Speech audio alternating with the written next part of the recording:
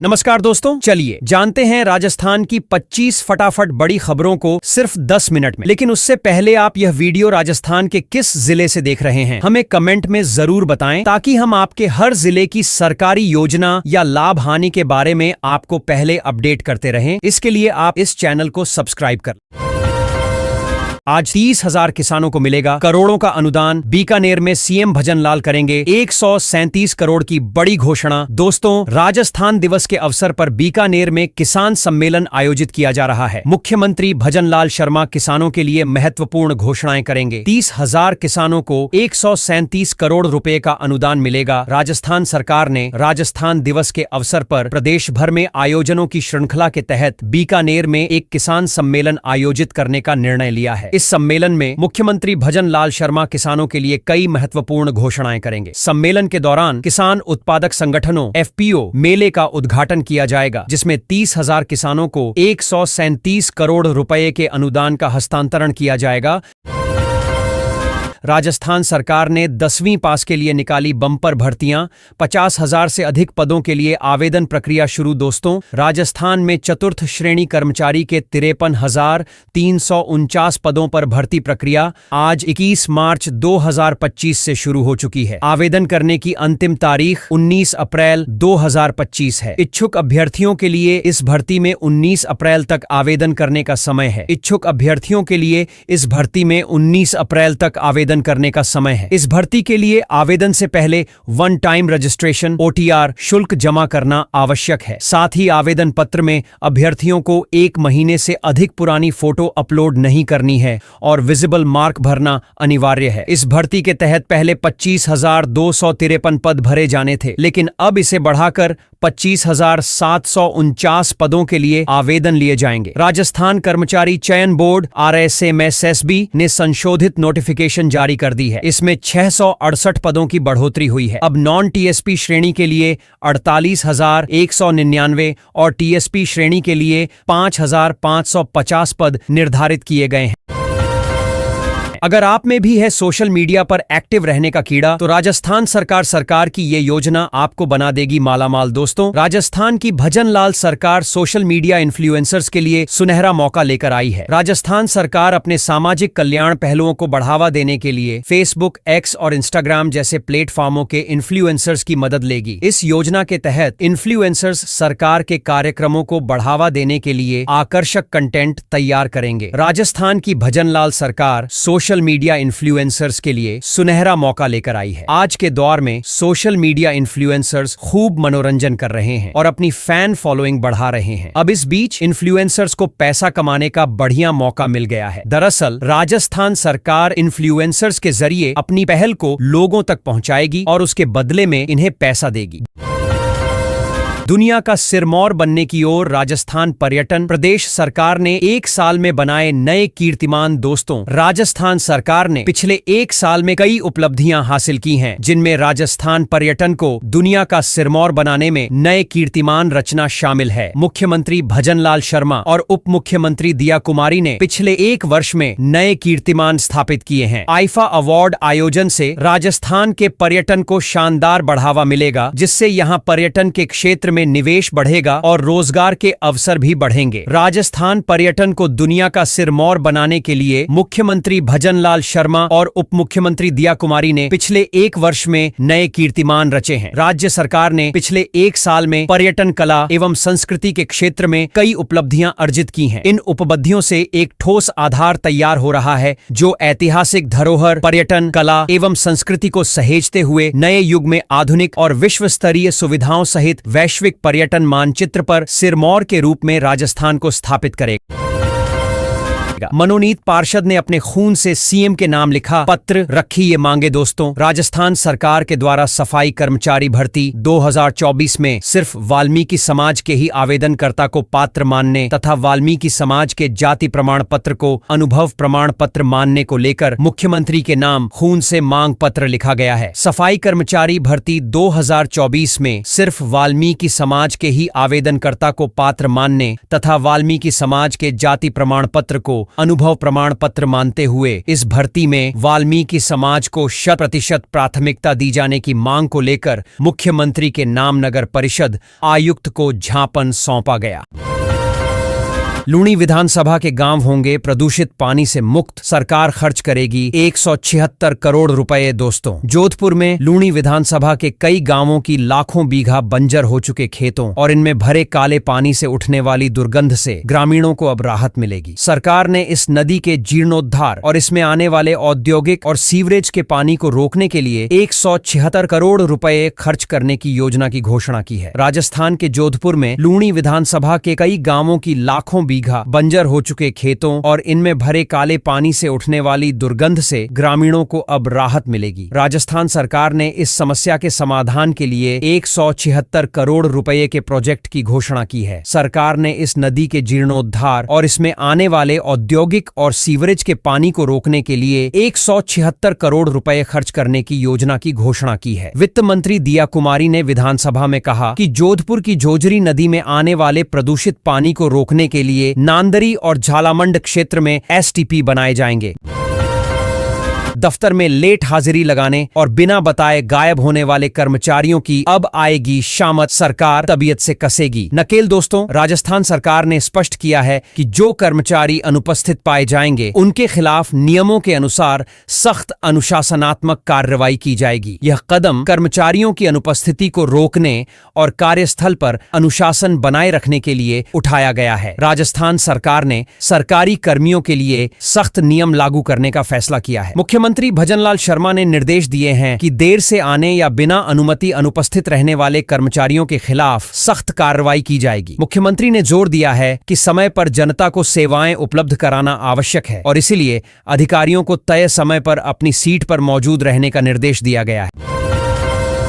Pregnancy के दौरान paracetamol लेना हो सकता है खतरनाक, स्टडी में खुलासा। दोस्तों, अगर आप गर्भवती हैं और हल्के बुखार या दर्द के लिए पैरासिटामोल ले रही हैं, तो सावधान हो जाएं। एक नए अध्ययन में खुलासा हुआ है कि गर्भावस्था के दौरान पैरासिटामोल लेना बच्चों के मानसिक स्वास्थ्य पर बुरा असर डाल सकता है। आमतौर पर गर्भावस्था के दौरान इस्तेमाल होने वाली एसिटामिनोफेन पैरासिटामोल दवा सुरक्षित मानी जाती है, लेकिन एक नए अध्ययन में इसके गंभीर परिणाम होने का संकेत मिला है। अंतर्राष्ट्रीय वैज्ञानिकों ने गर्भावस्था के दौरान पैरासिटामोल के इस्तेमाल कर एक शोध किया है, जिसमें पाया गया है कि इसके इस्तेमाल से बच्चे के मानसिक स्वास्थ्य पर बुरा असर पड़ सकता है। शोध से पता चला है कि गर्भवती महिलाओं को इसके सेवन से शिशु में ADHD attention deficit hyper activity disorder का खतरा बढ़ सकता है। इस पैरासिटामोल को लेकर हेल्थ एक्सपर्ट्स ने चिंता जताई।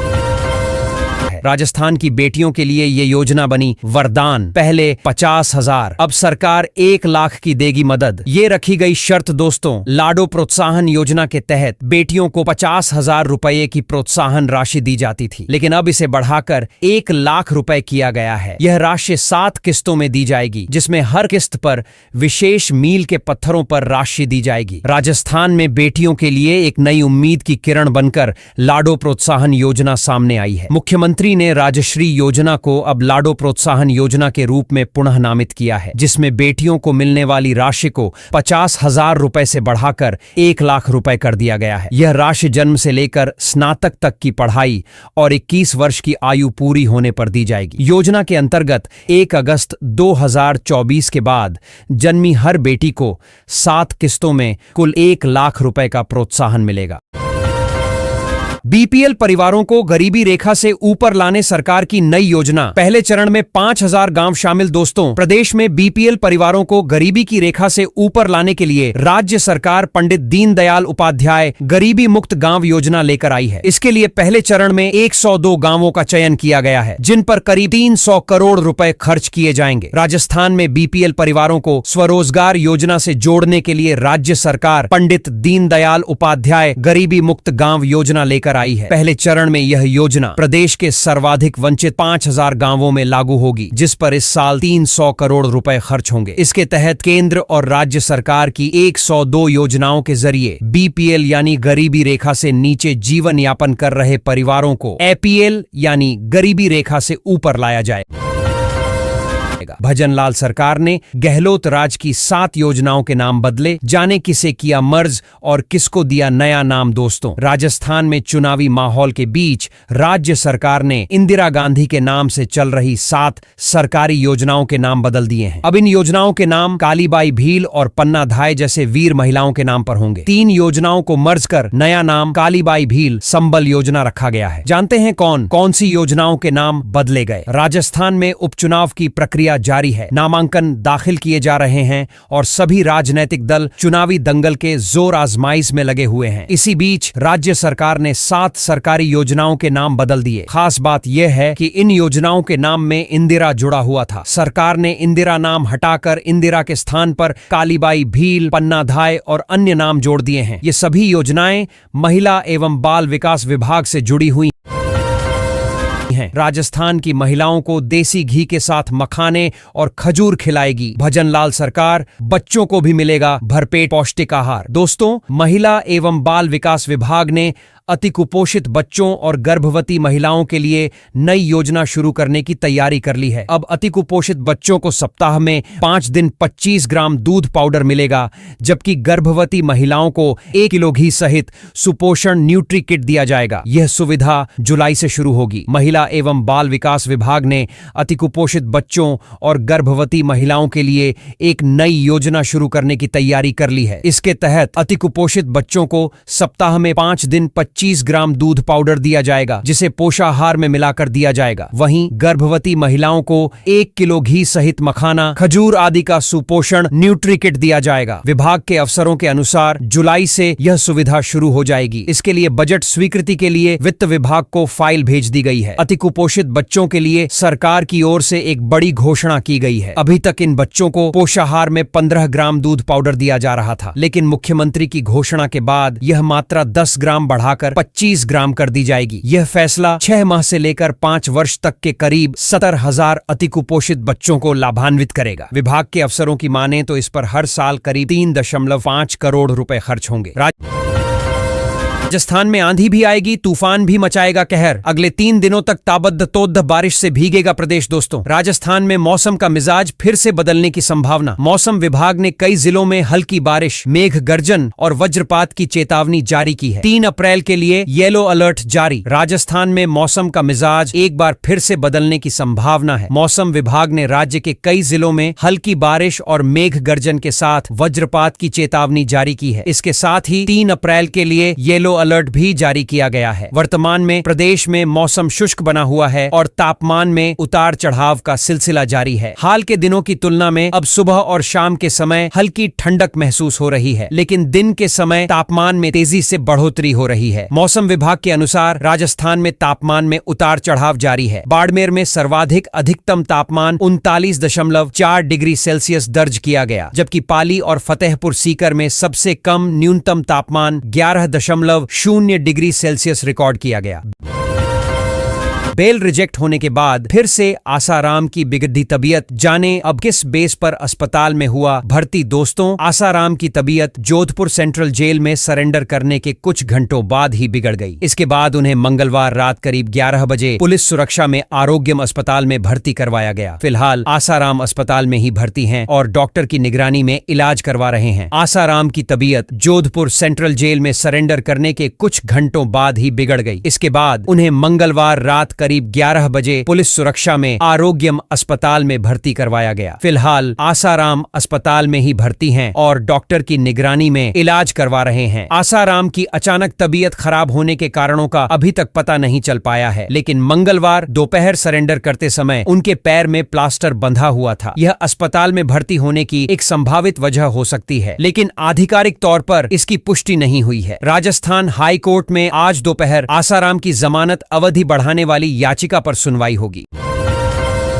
वक्फ संशोधन विधेयक पर राजस्थान में गरमाई सियासत, डिप्टी सीएम बैरवा ने कांग्रेस पर लगाए गंभीर आरोप। दोस्तों, लोकसभा में आज वक्फ संशोधन विधेयक 2025 पेश किया गया, जिससे देश भर में राजनीतिक माहौल गर्म हो गया है। लोकसभा में आज वक्फ संशोधन विधेयक 2025 पेश किया गया, जिससे देश भर में राजनीतिक माहौल गर्म हो गया है। इस बिल पर सत्ता पक्ष और विपक्ष के बीच बहस होने की संभावना है। राजस्थान के उप मुख्यमंत्री प्रेमचंद बैरवा ने इस बिल को लेकर बड़ा बड़ा बयान दिया है। उन्होंने विपक्षी दलों पर निशाना साधते हुए कहा कि विपक्ष केवल लोगों को भड़काने का काम करता है और यह बिल किसी समुदाय के खिलाफ नहीं बल्कि सभी के हित में है। राजस्थान के उप मुख्यमंत्री और बीजेपी नेता प्रेमचंद बैरवा ने जयपुर में मीडिया से बातचीत करते हुए विपक्ष पर तीखा हमला किया। उन्होंने कहा कि विपक्षी दल केवल और केवल लोगों को भड़काने का काम करते हैं। वक्फ संशोधन विधेयक किसी के खिलाफ नहीं बल्कि पूरे समाज के हित में लाया गया है। उन्होंने कहा कि प्रधानमंत्री नरेंद्र मोदी सभी धर्मों और समाज के हर वर्ग के हित में काम कर रहे हैं, लेकिन विपक्ष बिना किसी आधार के लोगों को भड़काने का काम करता है। आगे कहा कि विपक्ष इस बिल पर राजनीति कर रहा है, जबकि इसका मकसद वक्फ संपत्तियों की पारदर्शिता सुनिश्चित करना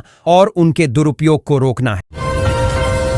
गेंदबाजों के लिए काल है, चिन्ना स्वामी स्टेडियम बारिश कर सकती है मजा किरकिरा। दोस्तों, आईपीएल 2025 के 14वें मुकाबले में आज रॉयल चैलेंजर्स बेंगलुरु और गुजरात टाइटंस के बीच टक्कर होगी। यह मुकाबला बेंगलुरु के होम ग्राउंड एम चिन्ना स्वामी स्टेडियम में खेला जाएगा। आरसीबी ने अपने पहले 2 मैच में जीत दर्ज की है। ऐसे में रजत पाटीदार की कप्तानी वाली टीम होम ग्राउंड पर फैंस को निराश नहीं करते हुए जीत की हैट्रिक लगाना चाहेंगे। इंडियन प्रीमियर लीग 2025 के 14वें मुकाबले में बुधवार को रॉयल चैलेंजर्स बेंगलुरु का सामना गुजरात टाइटंस से होगा। यह टक्कर बेंगलुरु के होम ग्राउंड एम चिन्ना स्वामी स्टेडियम में होगी। आरसीबी ने अपने पहले 2 मैच में जीत दर्ज की है। ऐसे में रजत पाटीदार की कप्तानी वाली टीम होम ग्राउंड पर फैंस को निराश नहीं करते हुए जीत की हैट्रिक लगाना चाहेगी। दूसरी ओर गुजरात टाइटंस ने पिछले मैच में 5 बार की चैंपियन मुंबई इंडियंस को मात दी थी। ऐसे में शुभमन गिल की नजर जीत की लय को बरकरार रखने पर होगी। इस बीच आइए जानते हैं कि बेंगलुरु के एम चिन्ना स्वामी स्टेडियम की पिच का मिजाज कैसा रहेगा। साथ ही 2 अप्रैल को बेंगलुरु का मौसम कैसा रहने वाला है। बता दें कि आईपीएल 2025 में पहली बार चिन्ना स्वामी स्टेडियम में कोई मैच खेला जाएगा। हमने मीटिंग में जो सोचा, जस्टिन रॉबिन्सन की कप्तानी 2025 के आईपीएल में पंजाब किंग्स ने लखनऊ सुपर जायंट्स को 8 विकेट से हराकर सीजन की लगातार दूसरी जीत हासिल की। वाली पंजाब किंग्स अब तक शानदार लय में नजर आ रही है। इस जीत के बाद आईपीएल 2025 की अंक तालिका में पंजाब किंग्स दूसरे पायदान पर पहुंच गई। आईपीएल 2025 के 13वें मैच में